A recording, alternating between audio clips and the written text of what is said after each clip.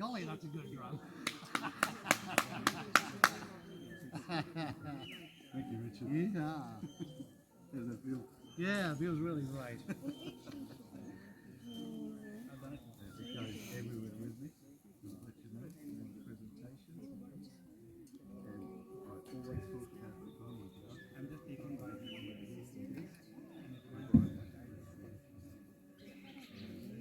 That was a great day we did that. That was how we said goodbye.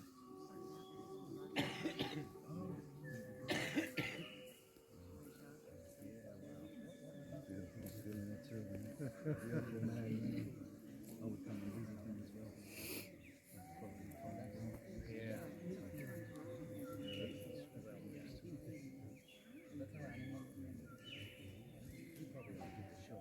Yeah.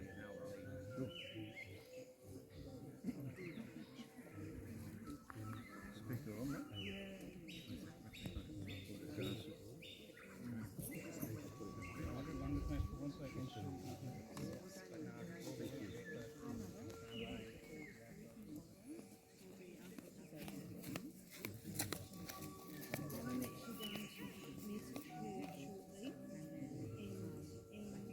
Oh, hello, lovely.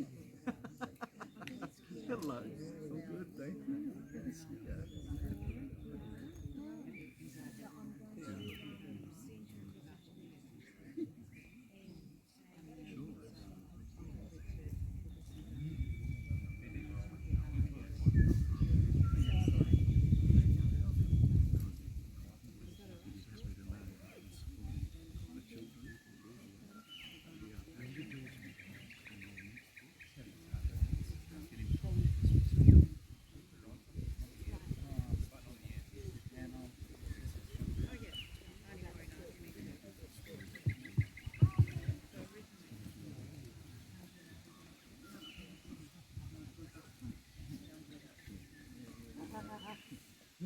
Yeah, let's do it.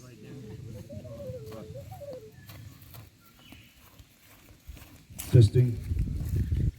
1, 2, 3, 4. No.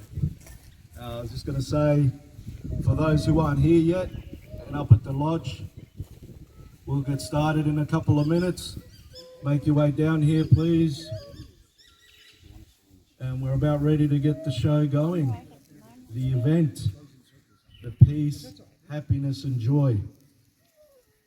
Bienvenidos todos. Welcome.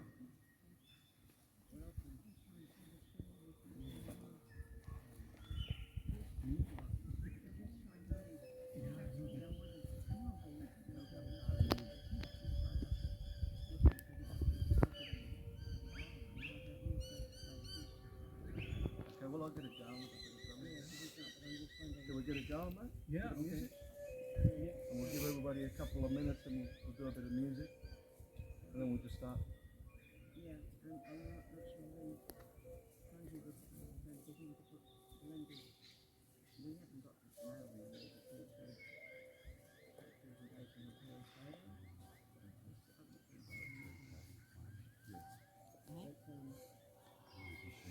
Yeah, they're both there. Yeah,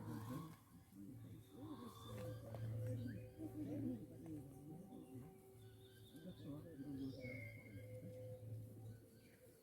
We'll start. Do a bit of music. And then I'll do the start. We'll talk a bit and then get you to say a few words. We'll see how we go.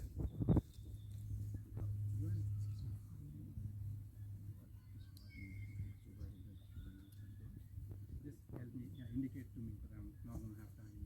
Okay. Just look at your screen. Okay, sure. Do you want to just introduce yourself to the audience, please? Hello everyone. Yeah, okay. Just introducing myself. My name is Nick Sesh and absolute pleasure and honor to be here. I'm just going to play a little flute at some point when I receive guidance to do that.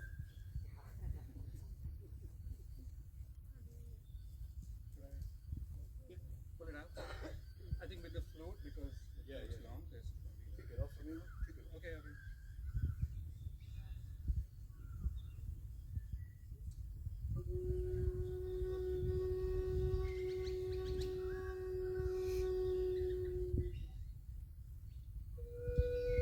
We are gathered here as one people today under Pachamama, Mother Earth. Estamos todos aquí hoy unidos en paz hoy para Pachamama, Mother Earth. I welcome you. We welcome you. To all elders, past, present, and emerging, we welcome you and acknowledge you and your sacrifices and your leadership. Thank you. Muchas gracias. To those that are not here in physical form anymore with us, we acknowledge them as well, and we send them our love. A todos los que ya han pasado, que no están con nosotros, reconocimos su sacrificio y les damos nuestro amor. Thank you, Des. Ahí está Des, our friend Des.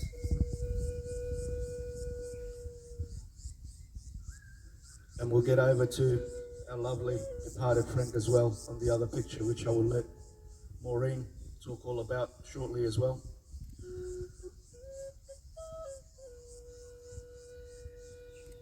We'll introduce with a bit of music, a bit of música, which is very dear and from a deep, deep place.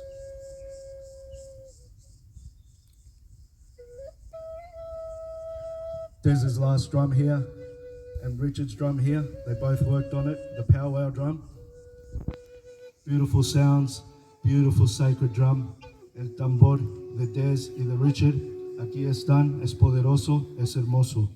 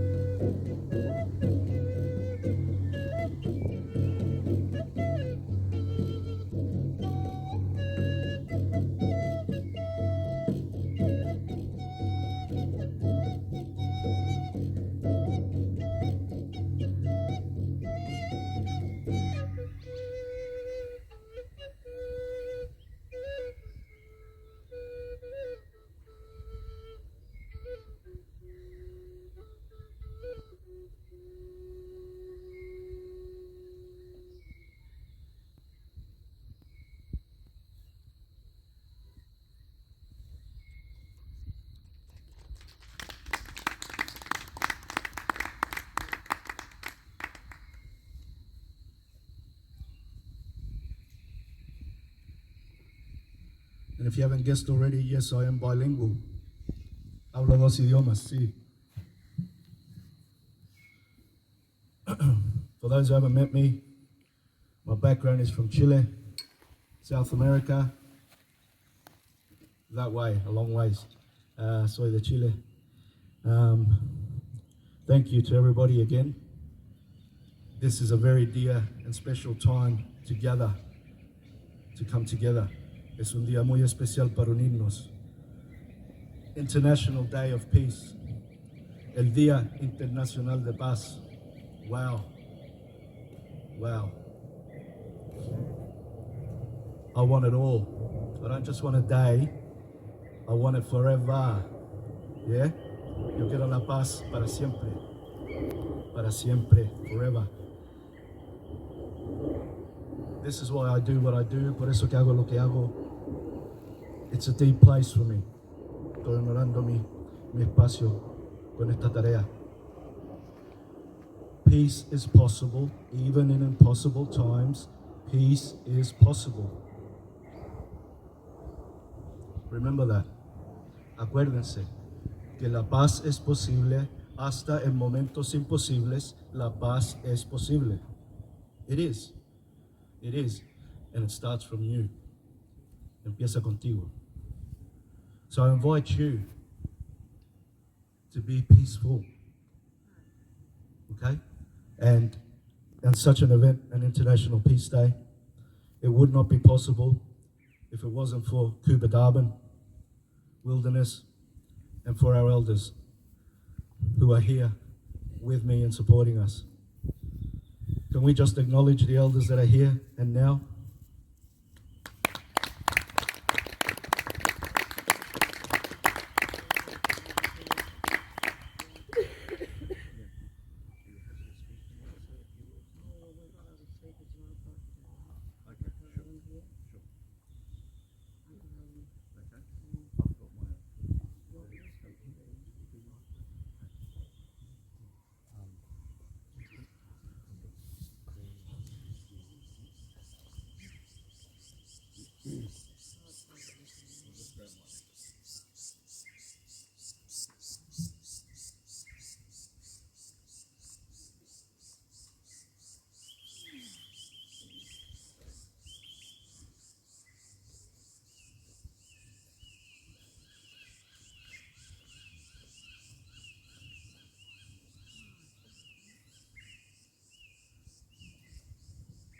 Here's an option that I'm going to share with you all.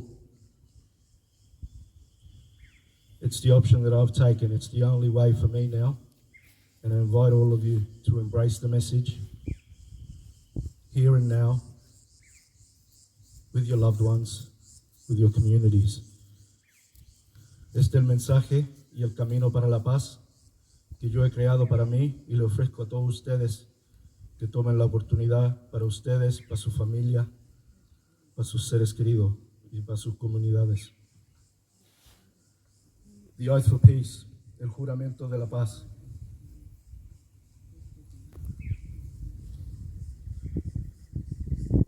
The oath for peace was created by myself over 10 years ago now, and it's taken me on this journey that I am on now. El juramento de la paz es algo que yo creé. Es parte de mi camino ahora y lo utilizo siempre. The oath for peace. I make this oath for peace to become a universal ambassador for peace on Pachamama, Mother Earth. For all I am, for all I have, for all I can be.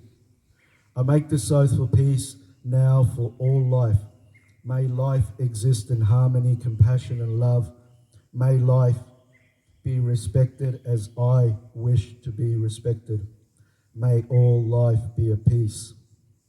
I make this oath for peace now for the universe, for all communities and all spaces, for all members and people and all races, and all inclusive of living beings, life forms, rights, cultures, religions, faiths, and freedoms. I make an oath for peace now for higher knowledge and wisdom. Together we can, unconditional love and universal peace. This is the way forward.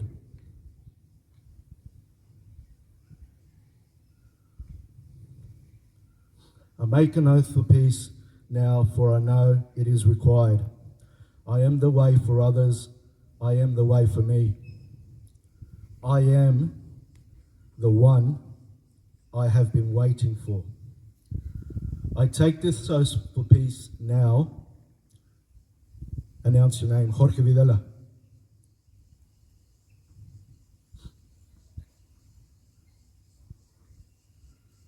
Spanish. El juramento de la paz.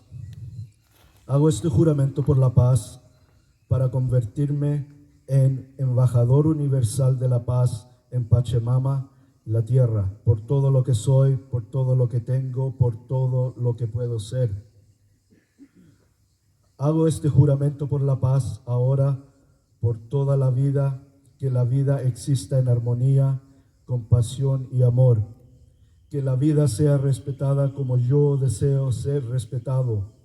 Que toda la vida esté en paz.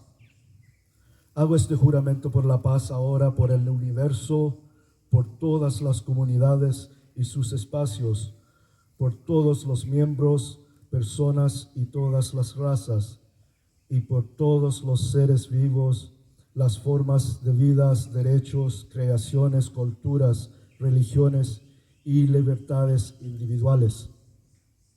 Hago este juramento por la paz ahora, por todo el conocimiento y la sabiduría superiores. Juntos podemos. Amor incondicional y paz universal.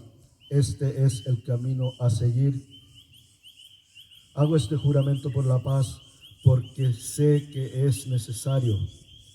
Yo soy el camino para los demás. Yo soy el camino para mí.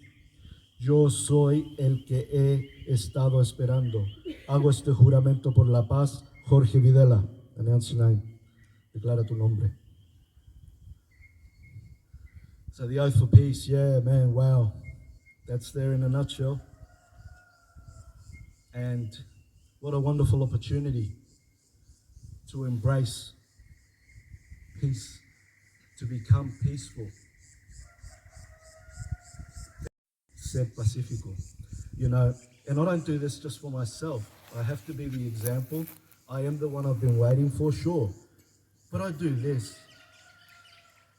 for Pachamama, for our dear Mother Earth. Yeah? Así que esto lo hago para Pachamama, para todos. For the children,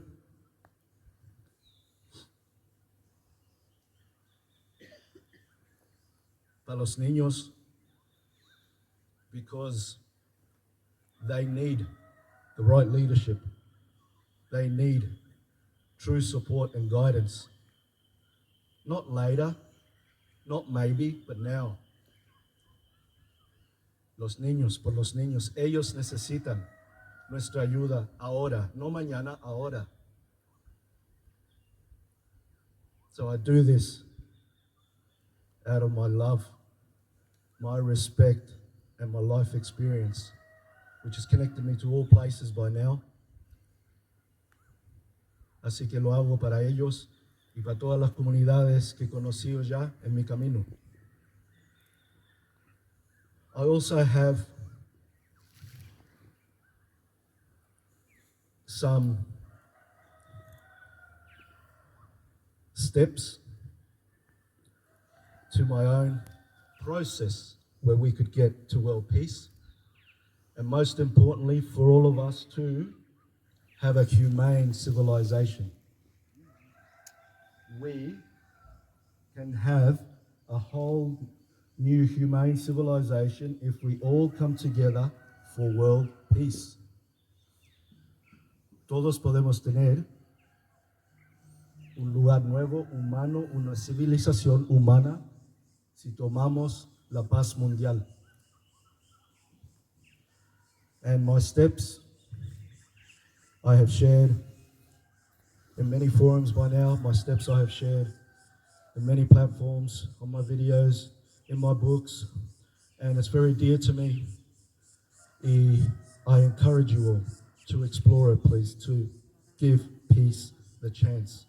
Y tengo el proceso, tengo los pasos para la paz humana en mis libros, en mis presentaciones, en mis videos, si quieren verla.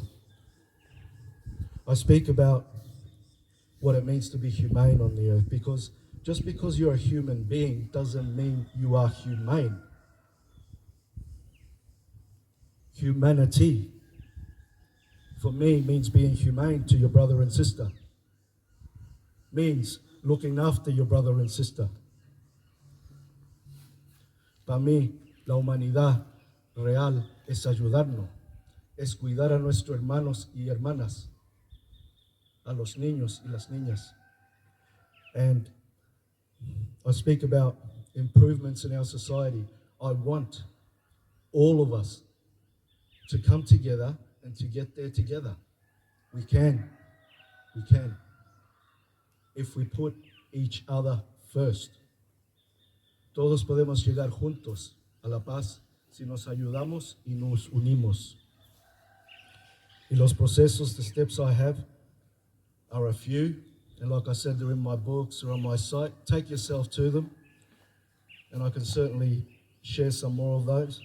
But it basically means to embody peace in all shapes and forms in our society, in everything, to become peaceful.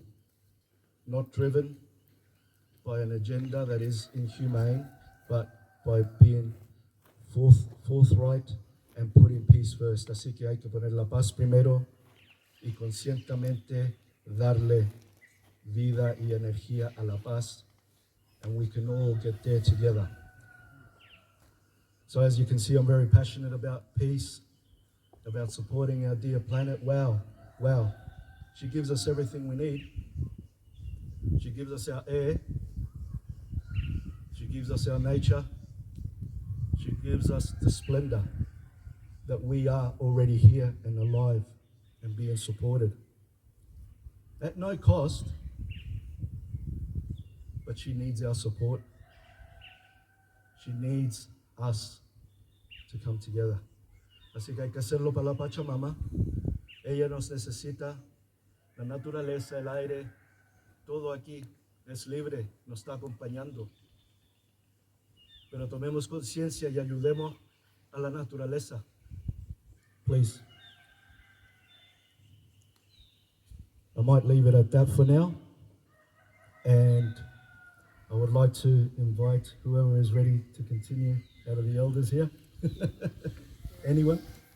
Okay. Sheridan is going to call in the 4 directions.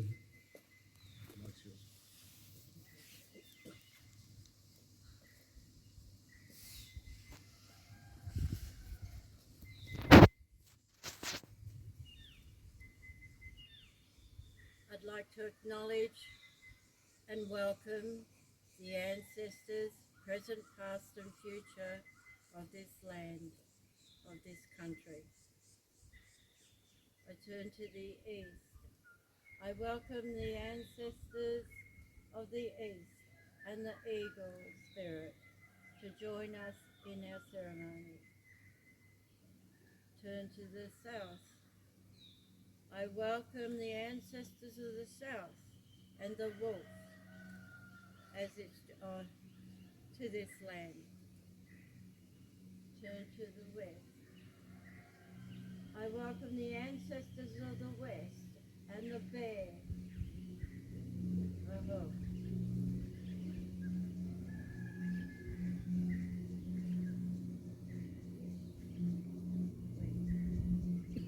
I welcome the ancestors of the north and the buffalo to join us in our ceremony today. I'd also like to say that during the sweat lodge that was held in honour of Michael Walks the Wind by our boys here, the journeys in there were absolutely amazing.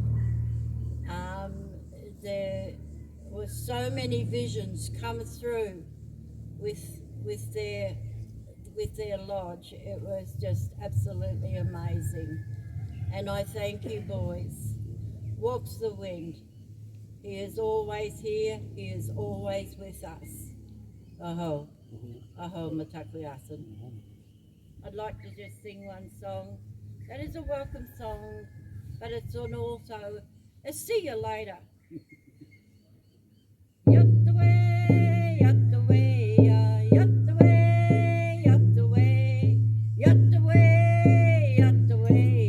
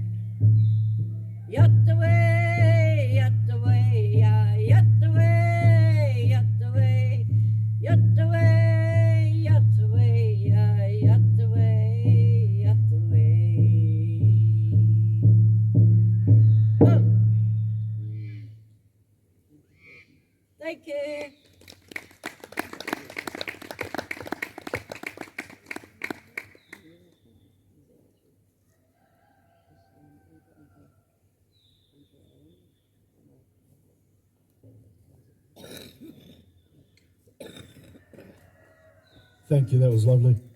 Uncle Alan?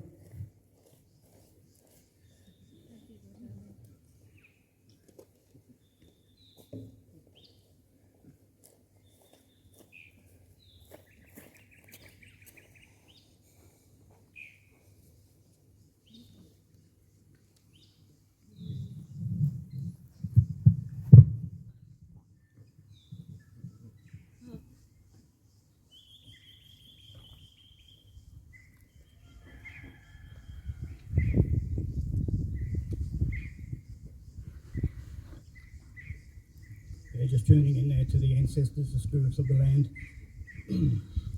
Yawala, Nellingu, welcome everyone.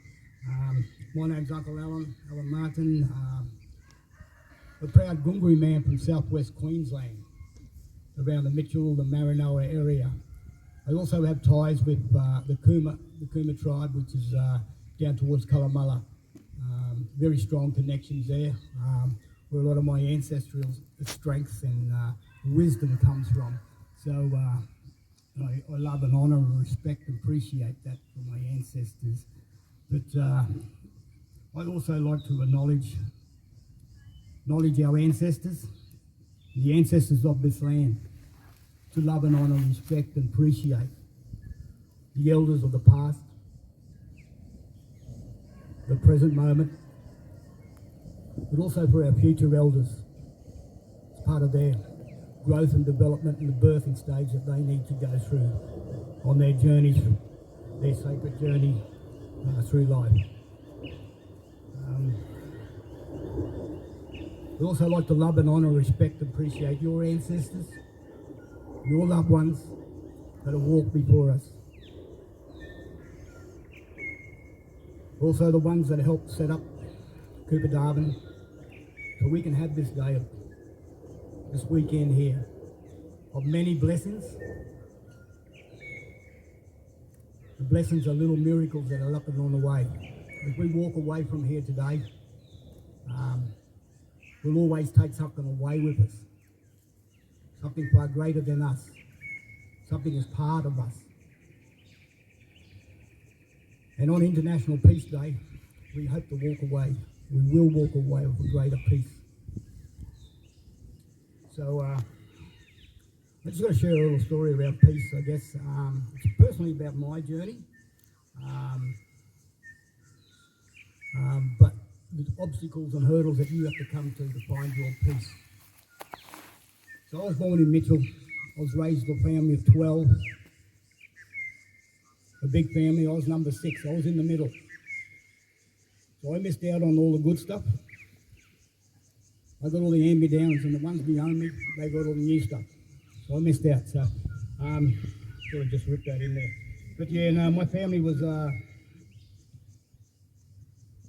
strong, a powerful, but very spiritual people.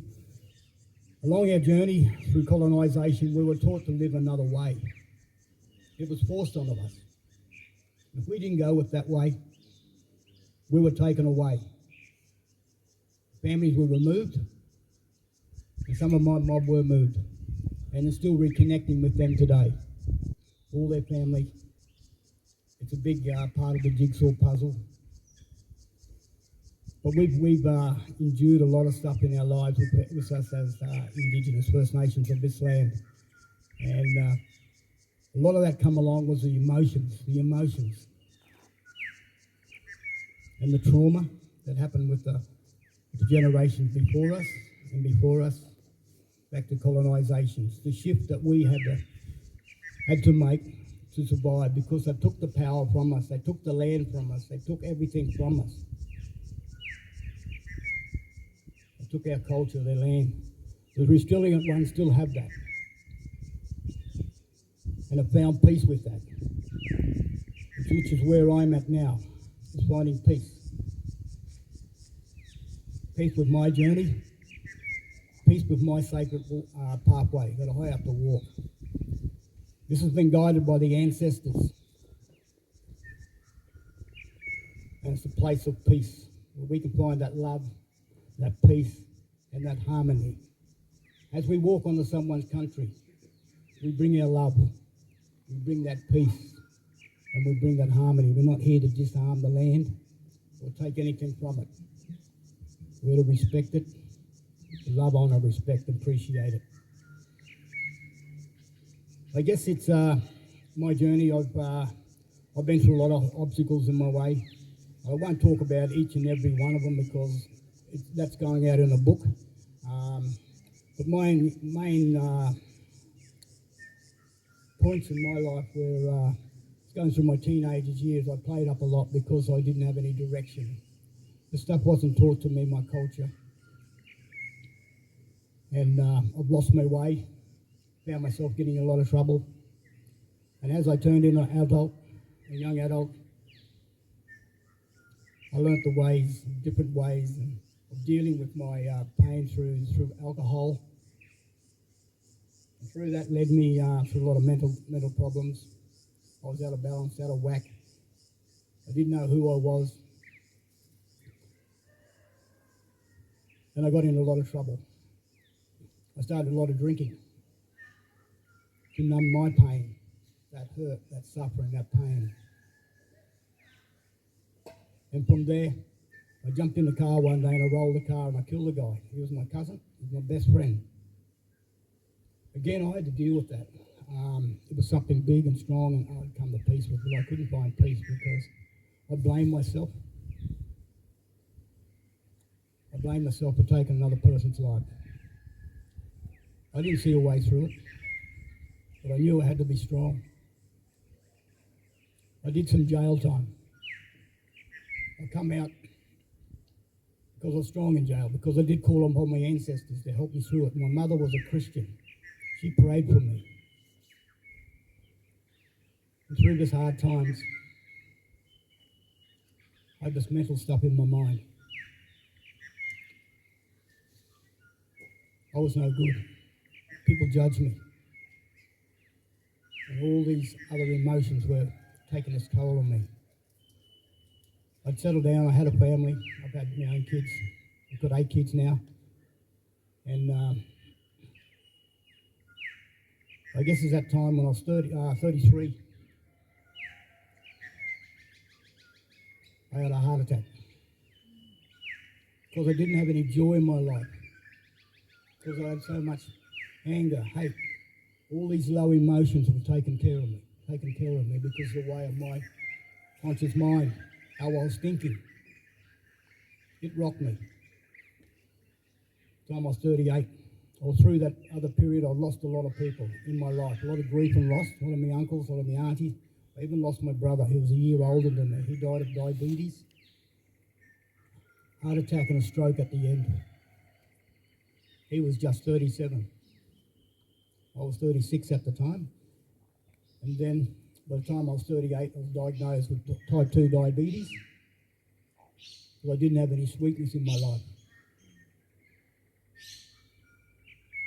With this journey, by the time I was 38, 39-ish, I was going through mental health.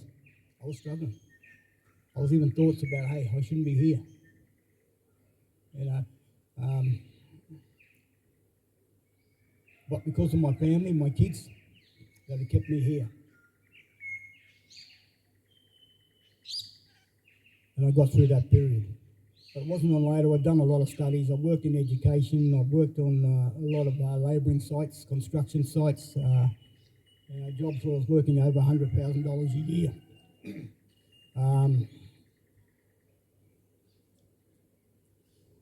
Being a driller on the oil rigs, working in oil and gas. That's when I broke my leg when I worked on there, because I did see a lot of stuff that I shouldn't have seen. It was the way that the environment was treated, a lack of respect for the environment. And I ended up with a broken leg because as I made that thought, I broke my leg at the same time. Which was the change in my journey. I went into my spiritual and my cultural ways. I was very spiritual, and I really started tapping into that then, and that was my way of coming through it. But not long after that, 2 years after that, I lost my son through suicide. A gifted young man. He was 1 month off his 24th birthday. And with that, He held a lot of light. He counselled a lot of guys. He followed my steps into the oil rigs, and he was working over $100,000 a year as a young man. And it just took his life. But from there, I seen it how it affected me, my family, and my community, because he was a lovable lad. He had the light to give, and he guided people through that. It's one of the most powerful things that I had witnessed. But after losing that, I seen how it affected the community, because 800 people come to our house that day. I was overwhelmed. I went around the back of my house and sat down. I took to the ancestors and said, guys, I need help here. I got this big hole in my heart, and I don't know how to fix it. I need your help to help me heal it, but also to help me heal. But give me the strength to do this. From there, that was my contract with the ancestors, and they give me the gift now of be able to become a healer. And part of that becoming a healer is you healing yourself. And going through the healings was a very challenging time, and I know a lot of you fellows out there I've talked to over the weekend are going through your own challenges, and you want to be the better version of yourself. You're looking for that purpose, and you will find that. You will find that. As you leave here, or have picked up stuff already that's very valuable to you and your journey, your sacred journey, you will walk with that. But yeah, to help people grow and develop in the better version. And part of that healing was finding peace. Finding peace with myself, finding peace with others. Everyone else was hurting. My family was hurting. But I was finding that peace within myself to let go, to not blame. And that's when my journey started. That's about 15 years ago now, 14 years ago, sorry. It's been an amazing journey, a lot of healing, a lot of dark nights of the soul. Time I'd go through a bit of darkness, that was part of me healing. And it was coming through the other side, coming through into the love and into the light, becoming that better version of myself. It's been a challenge, but it's been a most rewarding one now. I've got my own business called Rainbow Warrior, a name that the elders told me to wear and call it. It's around helping others, healing, but empowering others on the journey that they have to walk. And it's a lot of the inner journey that we have to walk. When we talk about walkabout is about soul searching, finding out who you really are. We all hold souls, we can walk this place many a time, but we hold all that gift. And a lot of our stuff we talk about is generational trauma. That generational trauma is there everywhere. It's not only just within my group of people, but it's around the world. All that trauma, the intergenerational trauma is there. I do my healing around intergenerational trauma. I go in the young detention centres and I work with the young boys and taking them from boy to man, take them through their own spiritual journey, which is very rewarding for me. It's taken me on my journey because I learned from them. They are also my teachers. But what we're doing, we're learning around about love and peace and harmony. And that finding that peace is the most rewarding thing. And I think this weekend has really opened me up to more. From the people I've talked to, the healings that we've done, we found a lot of peace here. And the next part of my journey, it's a sacred journey that I've been called, and I embrace all the trauma because it's made us who I am today. and for how I can move forward and help many souls take that journey too and walk with these souls on their journey. A lot of it's all based around that peace within. When I connect with someone, it is my soul and their soul connecting.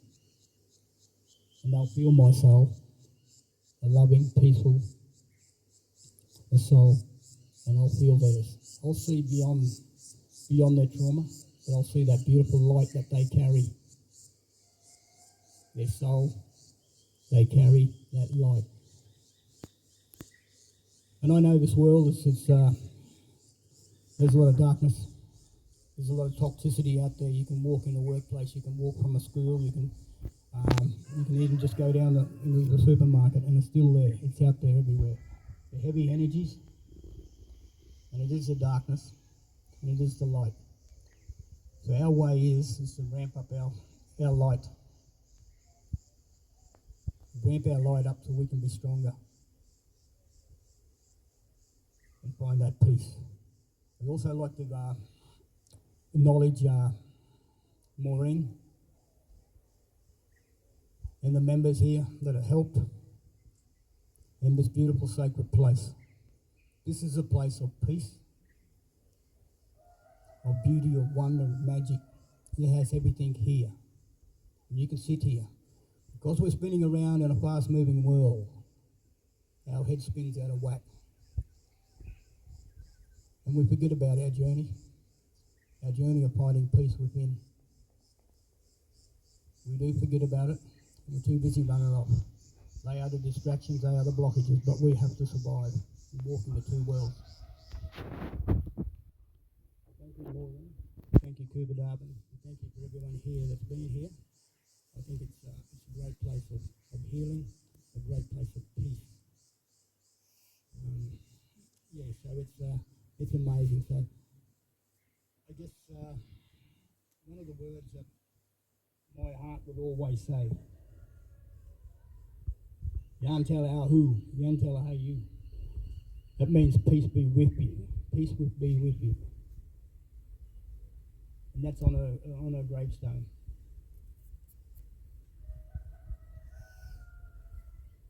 So it is our personal responsibility just to find that peace, the peace within us. Our responsibility represents the ability to love. Responsibility to do something through any experience is through love. The ability to love unconditionally. We don't not do it through the ability to flow emotions and all that. We need to be on this higher level of love, peace and harmony, happiness and joy and laughter. We come from a place of anger. All these low emotions of jealousy. Everybody wanted a piece of something and competing with it. I did a beautiful workshop with Fribra today. It taught me a lot around sitting in silence and being at peace with yourself. I can use that when I go out in the world. It has taken me to another level, and I'm blessed to have that peace within me. Anytime I've been usually talking, I'm usually a bit nervous, but it's helped me to calm me, relax me, and to do what I have to do. I think it's a beautiful place to be in it, and I've reached it, and I want to stay in that beautiful place. And I want to take people on the journey with me to be in that beautiful place.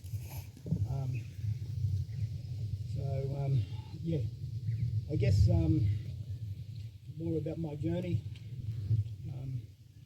It's just becoming self-aware of who you are in this moment. If you sit there and you feel that peace, and you feel it, it's beautiful. It's a beautiful thing.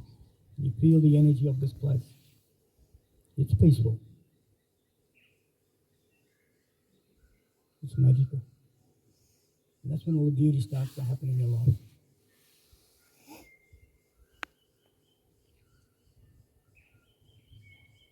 I guess one of the things that we learn through culture is through the 7 L's. We have listening, we hear. We also have look, and we see. And when we have that, we start to learn. When we learn, we can lead the way. But we do this through law, through our storytelling, through our teachings. We do it for love, the unconditional love.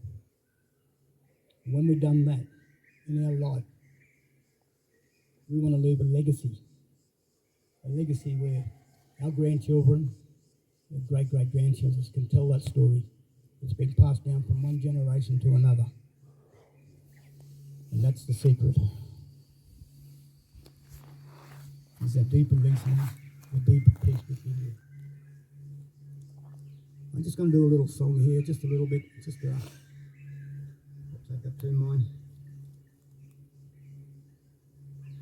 It's built around love, peace and harmony, but I will do a one down the track at the end to send the healing out to the world.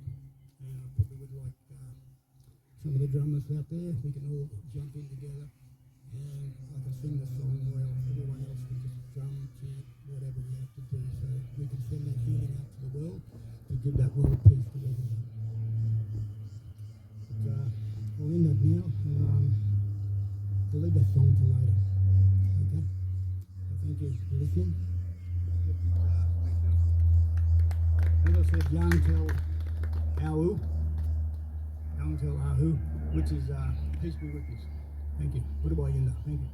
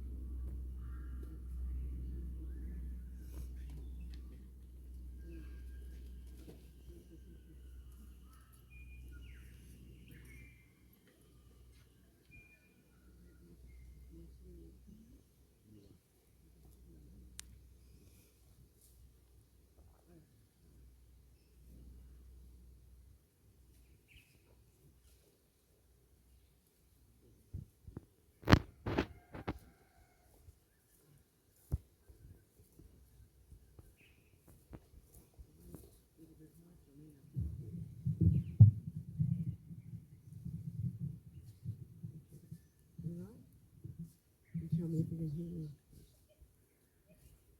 I just love it. Can you hear me, everybody? Yep. I hope. Alright, here I am standing in the sun.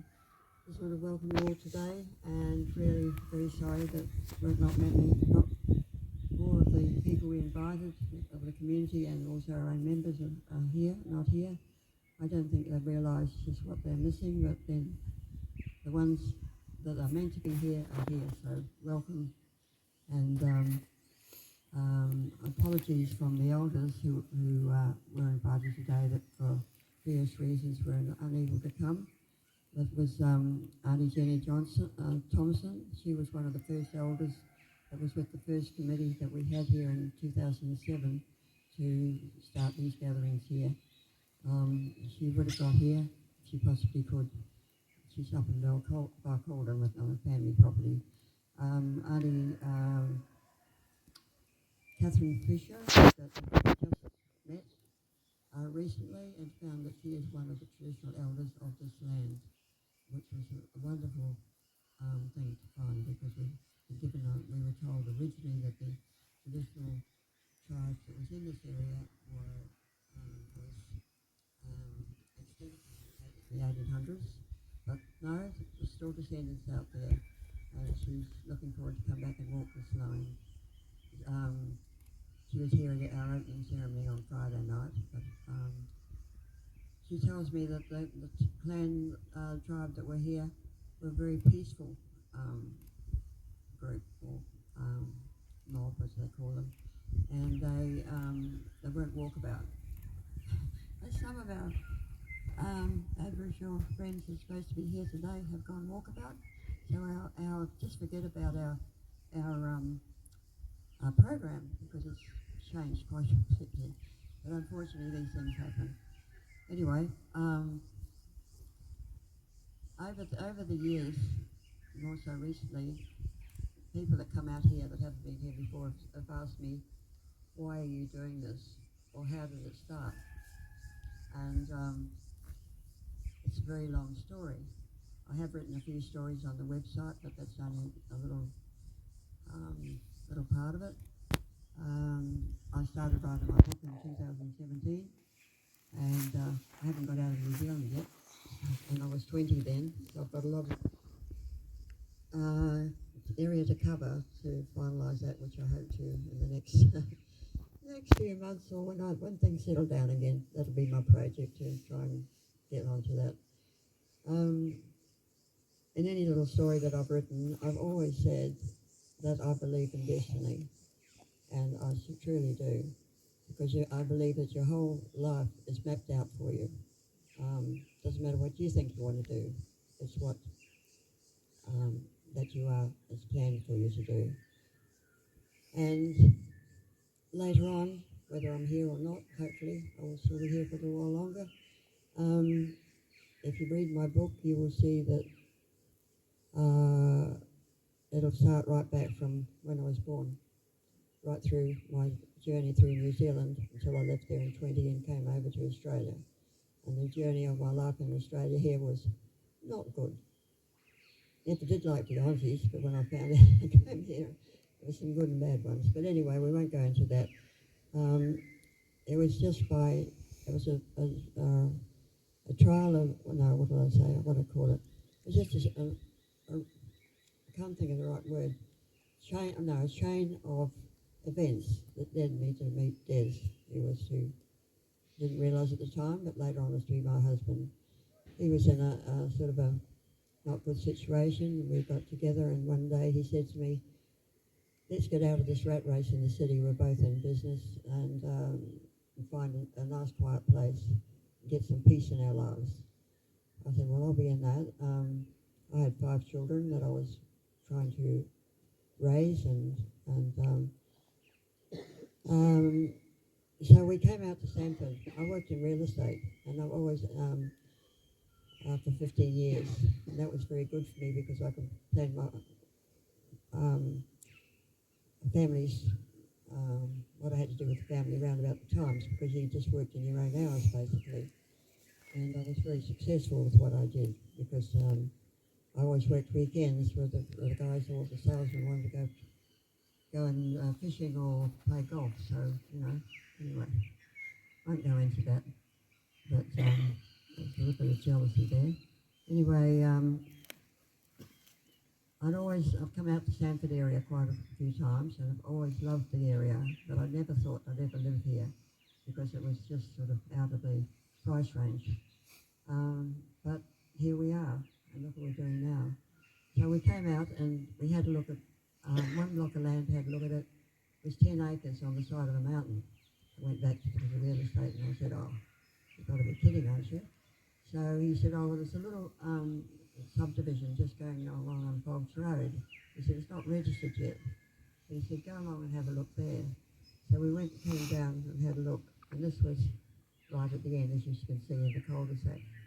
Well, it wasn't a cul-de-sac then. And so we walked over this land, and as soon as we walked on it, we knew that this was where we had to be. And what attracted me, or the main thing was that my my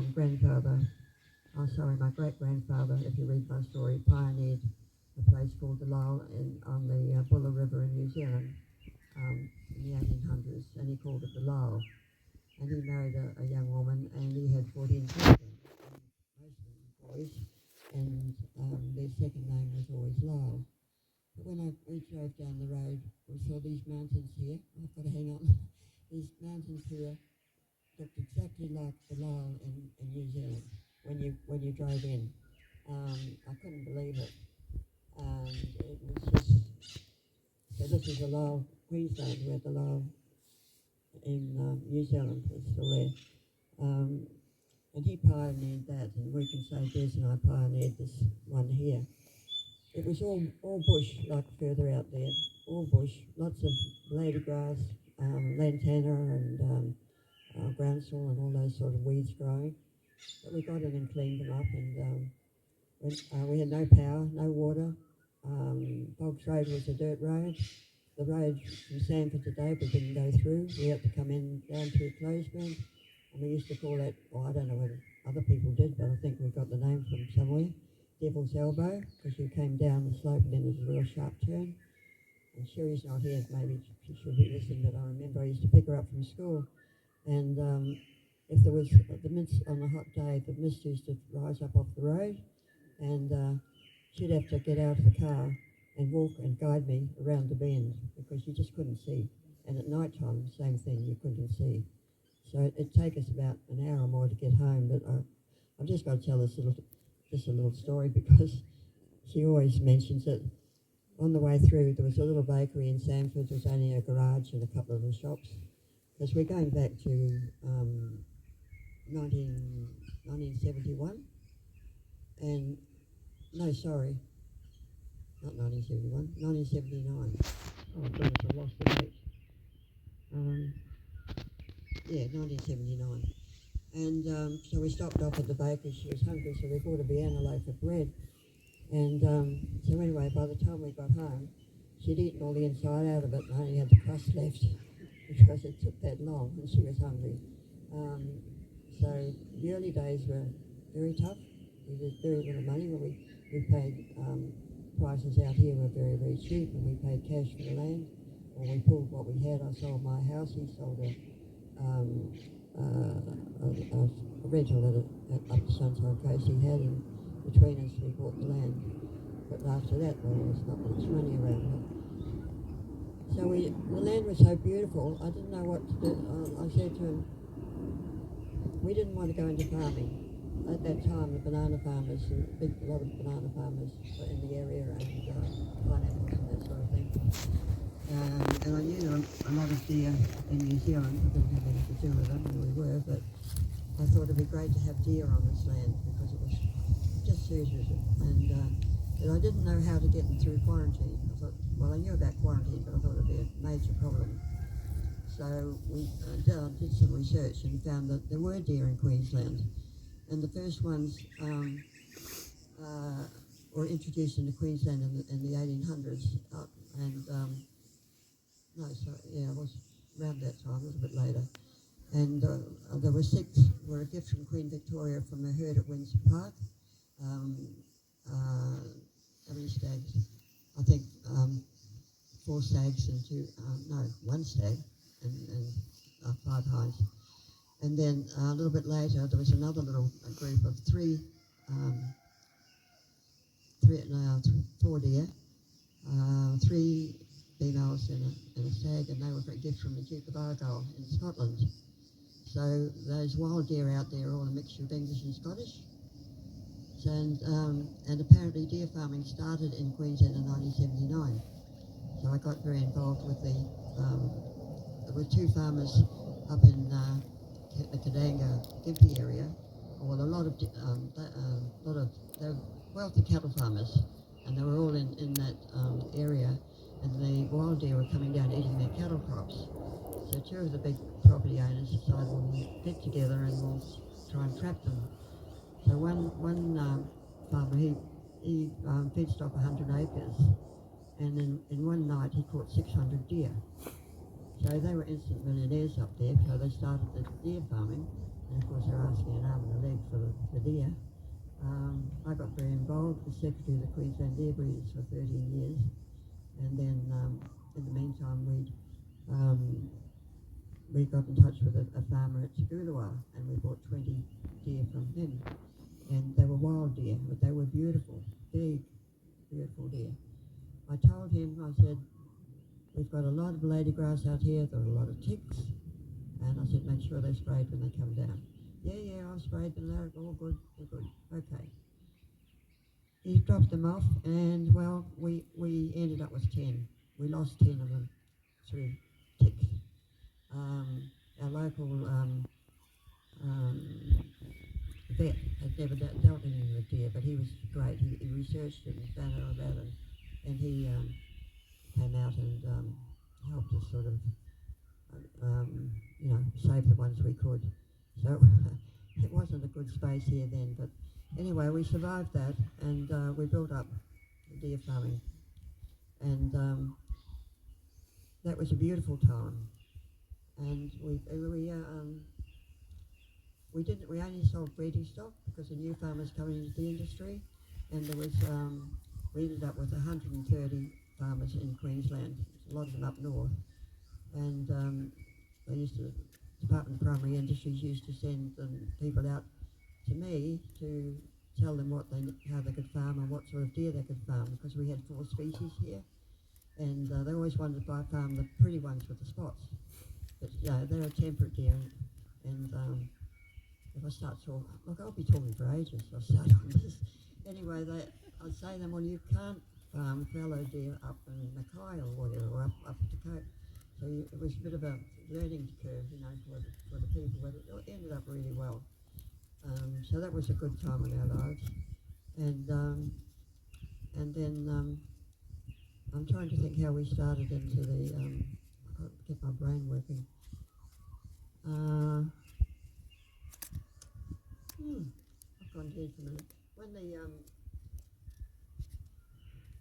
When Des built everything here, that's right, and then he built me a shop in the front where the Deer Sanctuary is now.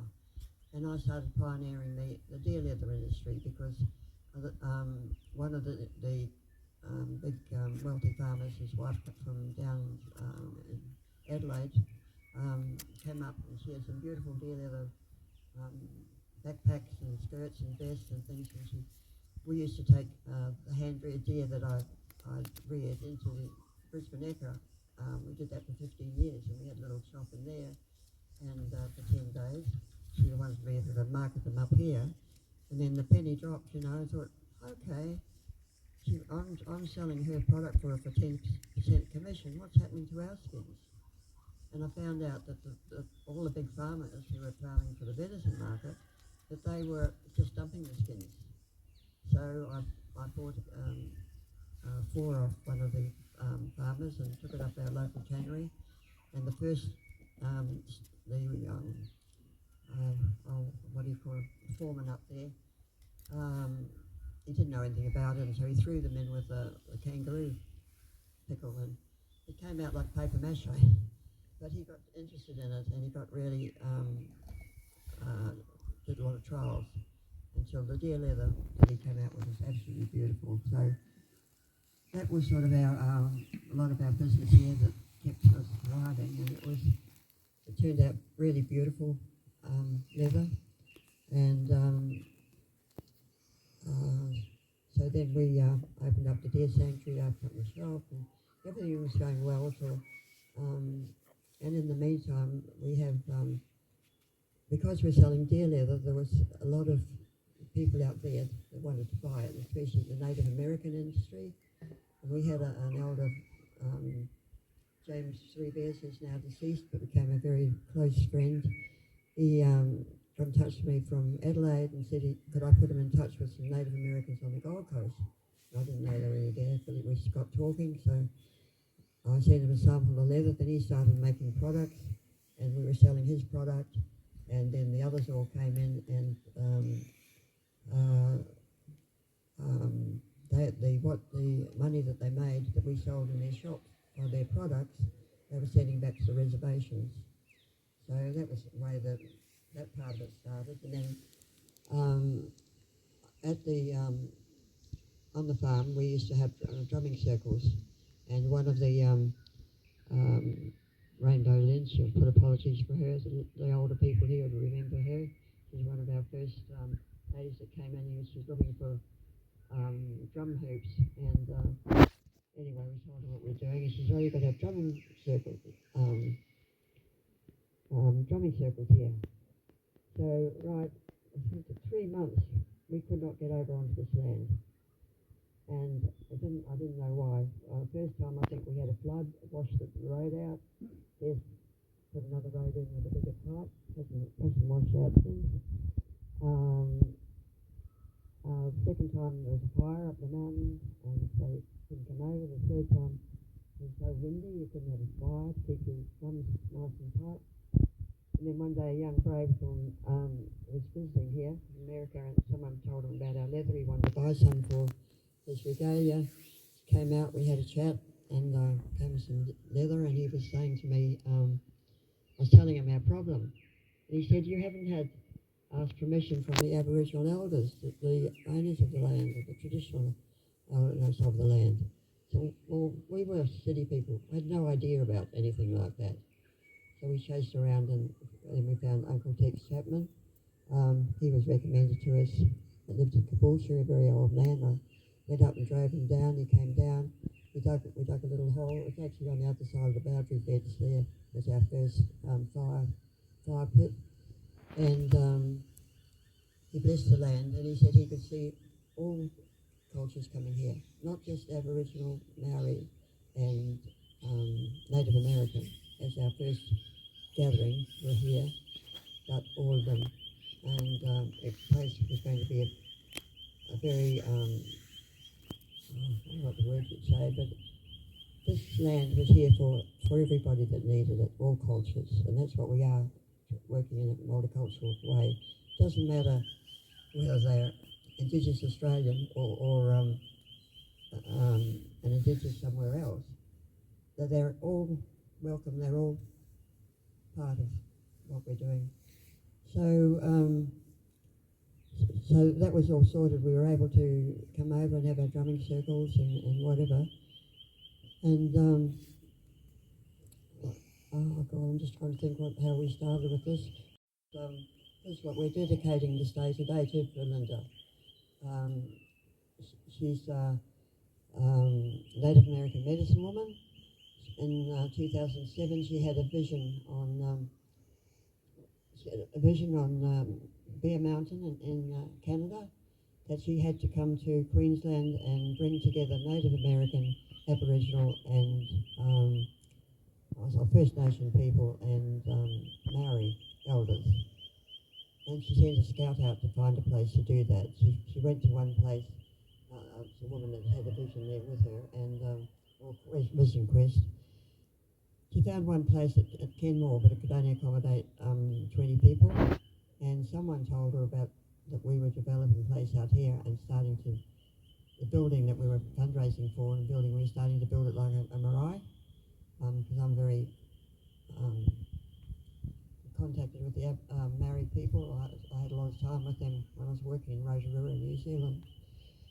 And so she went back and said, right, she came out here, this was all bush, came out here and she made a date and said this is where we're coming. We had all the achievements in the bush or just in tents, and all the ceremonial circles and teachings that we had, and catering was all done at the deer farm. So that was in 2007, and that was the beginning. When they first arrived, I see my daughter's arrived. She can come and carry on if you want. My leg's killing me. They were all sitting in the. Des had changed our deer what do you call it, deer shed, where we used to draft the deer in and to cut the antler off the stags to keep them safe. And I won't go into how, but all our visitors or coaches used to come in and I used to tell them all about how the deer antler grows. So if anyone want to know, just come and ask me. Otherwise I'll be here all afternoon. But anyway, the Aboriginals were sitting in one corner, Native American in the other corner, Maoris in the other, and all on faces and just sitting. And I thought, oh my God, what's this weekend going to be like? Well, at the end of the weekend they were dancing. They went and Belinda held, I think, a couple of sweat lodges, built one here, and they were laughing and dancing and having a marvellous time, and they all became great friends. And they said, we've got to do this again, you know. They decided on every 2 years, because every year to bring people, because at the beginning there we were getting people from interstate all over. That's why we called it the Four Winds. So for 2007 was the first one we had here, and it was a great success. We had the First Nation people, we invited them, and they brought all their families. But that was good, no problem. And then the second year, she came back 2007, 2009, 2011. And then after that, then she actually paid to bring her people out, her singers and her drummers, and they were finding it too expensive and we couldn't afford to bring them out. So, but we still continued on, and some of them sort of paid their own way and came out. But that's how it all started. So we've tried to keep it going every 2 years. There has been a period of time with COVID, and then there was a time when I was in hospital, and there was we have missed a couple of years. So the last one we had was 2022, which was going every 2 years, but then we missed 22, I think, because I wasn't around, and then so it should have been 22, 24, should have been 24, but then we weren't organised for 24, so we made it here in 2025. We'll start with the biennial ones again, so it's just been, just getting the word out there. And everything's supposed to be changed, with everybody's got their own families, their own businesses, their own things, but the people that need to be here are the ones that come. And anyway, you can take over. Yeah, time for you to sit down. Yeah, I'm sorry. Well, I am. She knows what's happened from there. So anyway, thank you everybody for being here. It's so great. Okay.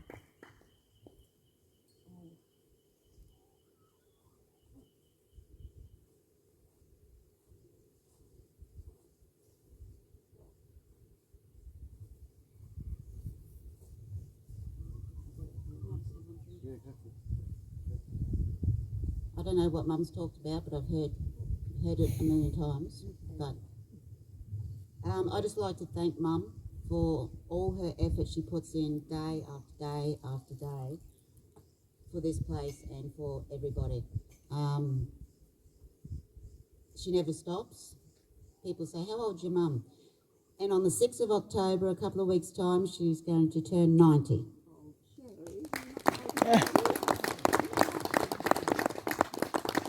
She always says I'm not allowed, but I always do. And also, Mum reminded me the other day that this year is the 20th anniversary since Kupidabin started. And Tripta, you were there at the beginning? He was there in me. Where is he? I'm here. Oh, there you are. You're in Mummy's tummy. Sheridan was there. Yeah. Oh, there you are. So a lot's happened in 20 years. And it's amazing. Mum had a dream, and her vocabulary is that there is no such word as can't. She said, "You will find a way." And she reminds me of that every day. Only when you have to. So I just feel very blessed to be Maureen's daughter, and sometimes she frustrates me. I frustrate her, but we work well together, and I wouldn't want to be anywhere else. I've got to meet so many wonderful people and made such great friends through Kupidabin, and it's a lovely place to live. I'm blessed. I've come and gone over the last, let's say, 30 years. You're here to stay now. Huh? You're here to stay now. I'm here to stay now. So, yes, I just can't say thank you to everyone who supports my mum. There's a lot of people come and gone in the time, but that's fine. Everyone has their own. They've growing older and got their own grandchildren like I have now and things like that. But yeah, I just, as I said, feel very blessed to be Maureen's daughter and my dad's daughter, and I know he's always here. And that's it. For people who don't know my dad, he was a larrikin. You're not wrong. city of Larrikin. He, the local pub down the road, the Sanford Hotel, he used to go down there for Wednesday nights for, we used to do meat tray raffles, and as I said last night, we raised $10,000 a year just in those raffles, and that built a lot of the longhouse. Then Thursday night he had to go down because he had to put his footy picks in for the football competition. Then Friday night he had to go down to meet his mates, all the old boys. They even had the table they sat at, the same table. They even put a sign up. I won't tell you what it said, but there was a sign up, and everyone that went to the pub knew you don't sit at that table. That's the old boys. So Friday night was pick a box and half price beers. So every time you bought a beer, you got a ticket, and you went into the drawer to pick a box. And there was either $1,000 in there, or it could be a stubby cooler, or it could be a dinner for two, and that was huge. And then Saturday you had to go down at 2:00 because that was Goose Club. So you bought tickets, and they had 10 prizes, and the prizes were fantastic. Like, you know, I've got a big esky up there, a big, huge esky. We've got dryzer bones, we've got TVs, you know. And then Saturday afternoon, if the Stags were playing, you just left Goose Club and went over to watch the Stags play, and which my son played in. And then on Sunday, he got up and worked around here. Not that he was an alcoholic or anything.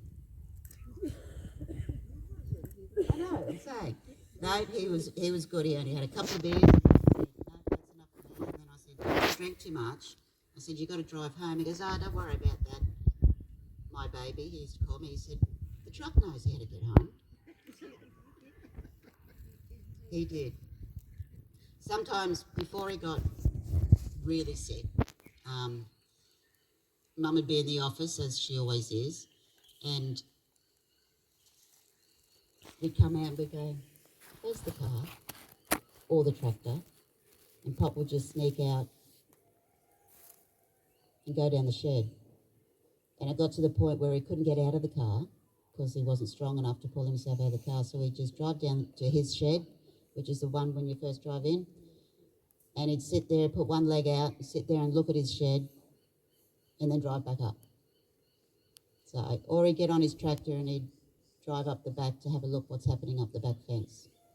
And the Kubota only went about, 10 kilometres an hour, so he'd drive past and I said, what are you doing, Pop? And he'd go, and go up the back. I won't go on too much more, but there was one thing he always wanted. There was a good friend of ours down the pub, and he had a sidecar, a 1950-something Indian sidecar. And he always said to Des, I'm going to come and pick you up one day and take you to the pub in this. So when he heard that he was getting sick and he wasn't going to the pub much anymore, he come out and he picked him up. And I got a video. And he sat in the sidecar and he put the helmet on backwards. And he had the stubby in the hand. And he went all the way from here to Main Street in Sanford to the pub in the sidecar. And everyone at the pub knew he was coming. So they all lined up at the front of the pub when he came down Main Street. And it was all cheering and everything for him. But he said they don't make suspension back in those days. He said so he was pretty sore when he got to the pub. So we had to go and pick him up to bring him home. So my pop is amazing. He built everything here, you see. Planted all the trees. This was all virgin bushland. Mum planted the trees, sorry. Built the house, built the gazebo down in the fairy garden. Pop couldn't do anything. He could do anything. And Mum would say, oh, I need to buy such and such. Don't buy that, I can make it. Oh, that's broken. I can fix it. I'll get a plumber in. No, I can do it. Or I'll get a chippy in to fix that, Mum says. No, why are you paying someone else when I can do it? He wouldn't get anyone else. He made all the drum rings for about 25 years when they had the leather business, and he sold them all over Australia because he saw that someone was making hoops. He said, I can do a better job than that. So he came up with his own design, which is still a secret, Michelle Neath.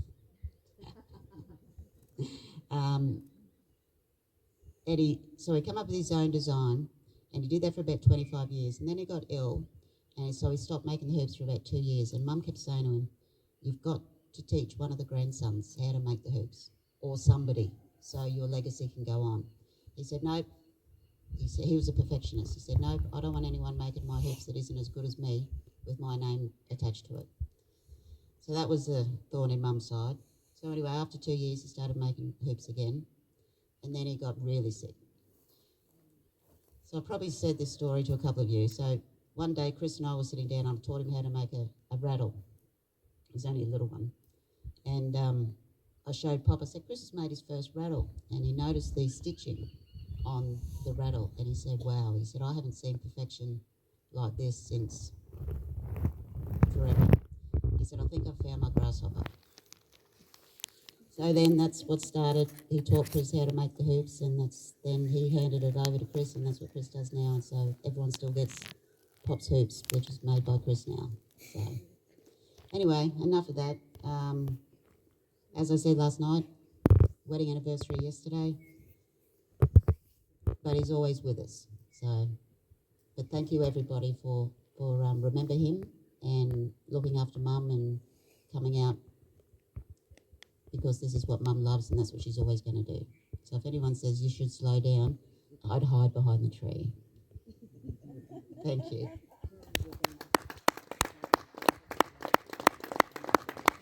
Sorry, we're later on we're going to put the photos of Belinda and Pop up in the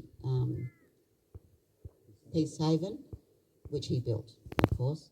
So that'll be after. Thank you.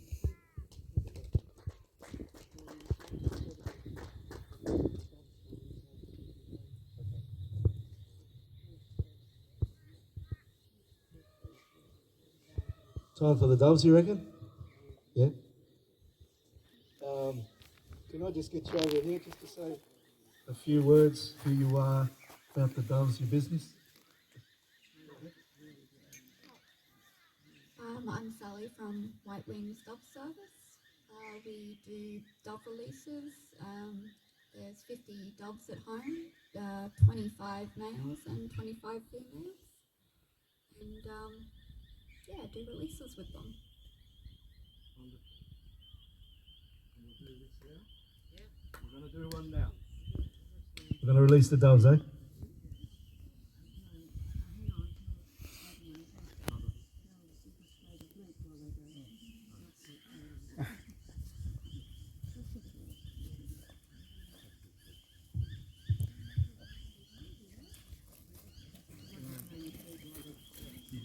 China. Maybe we can record this one.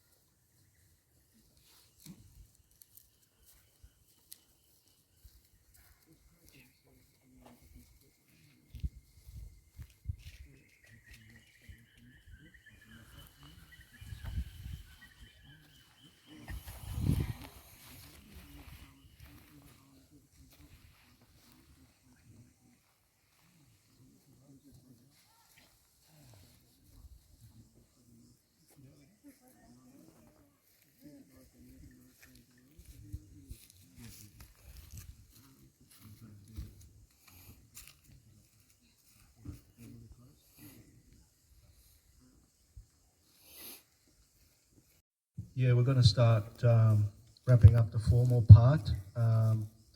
Maureen wants all of you to know that the pictures are going to be hung up in the Peace Haven once the music stops, once the formalities are done. So hang around to connect with us and the pictures that are going to be hung up. And there are programs down here which you can take with you and look up the Kupidabin website, kupidabinwilderness.org.au, or the Facebook page for further videos, pictures, and also I'll be putting together a video. My YouTube channel is El Centro Universal, the Universal Peace Center. Thank you, everybody, and let's enjoy our day and each other and spread that good love and peace that you have heard from all our hearts today.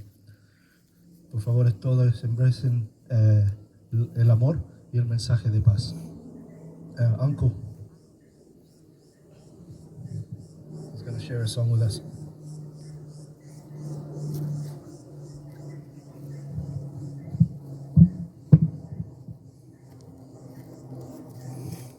We just want to come up, finalise and sing this final song. It's about sending out healing to the world, sending out love, peace and harmony to the world.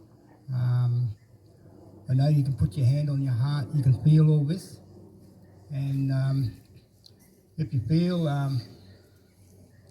Uncle, do you want to play a drum, or Richard? You're right, okay. Righto, here we go. Just join in.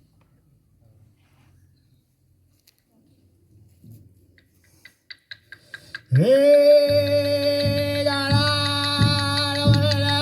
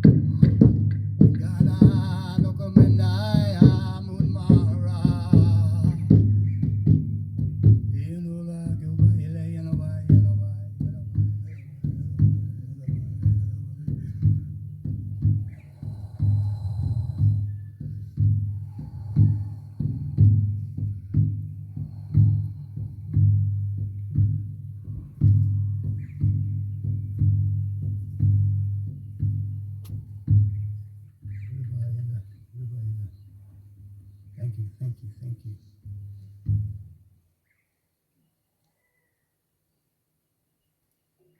That song goes out, it goes out through the Mother Earth, out through the ley lines, and travels across around the world.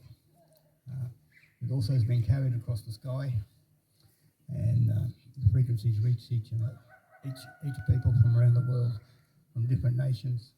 So, because it comes from this place, you guys will receive the healings and the blessings that come up, and peace within yourself, the love, peace and harmony that comes from in here. So I hope you got right out of that. And because we're sending it out, we get stuff that comes back to us because we're sending it out, comes back to us.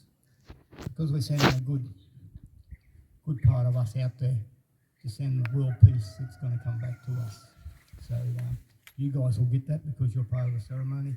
This place will be blessed. It will also be a place of peace also, that it already is. So thank you, thank you, thank you.